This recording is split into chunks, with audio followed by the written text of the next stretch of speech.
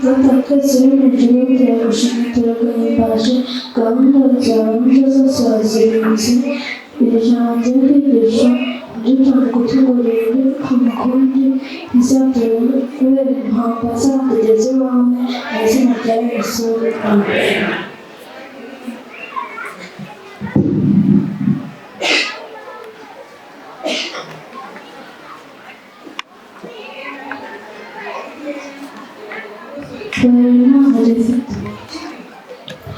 Turambure Bibiliya zacu turebe muri Yohana igice cya mbere umurongo wa mbere kugeza wa gatatu. Abageze inama isomero.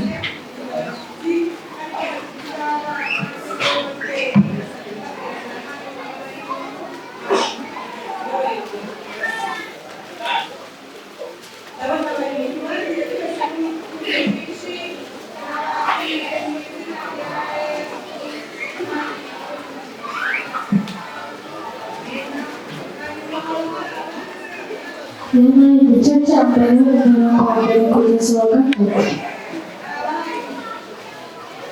Aravuga ngo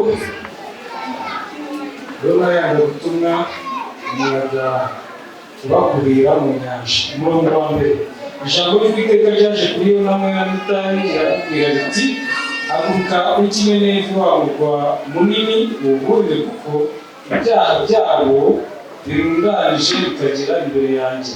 Umurongo wa gatatu, ariko Yona arahaguruka ngo acikire i Tarushishi ahunga Uwiteka amanuka na Yopa abona inkuge y'i Tarushishi maze atanga ihoro ajya mu nkuge ngo ajyane n'abandi i Tarushishi ahunge Uwiteka. Dusanga n'abahamagara n'Imana aho gukora inshingano arahunga. Bamwe mu badivantiste bo muri iyi minsi nabo ntibagishaka gukora inshingano bahamagariwe.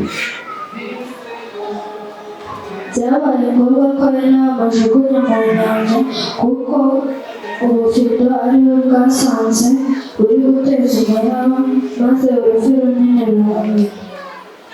Dukomeje muri Yohana igice cya kabiri tubona uko byamugendekeye ageze mu Nyabirufi. Yohana yageze mu Nyabirufi arasenga.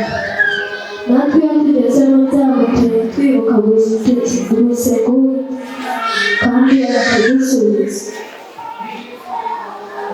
Ariko se iyo dusubijwe twibuka gusohoza amasezerano?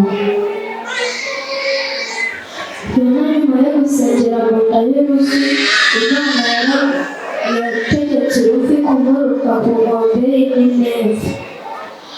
Aho yari yaranze kujya kubwiriza ubutumwa, agezeyo ababwiriza barihana. Ese dutegereze Imana ikore?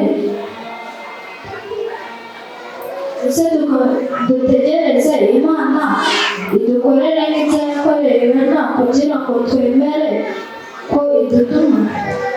Imana idufashe iduhe kuyikorera mu izina rya Yesu. Amen.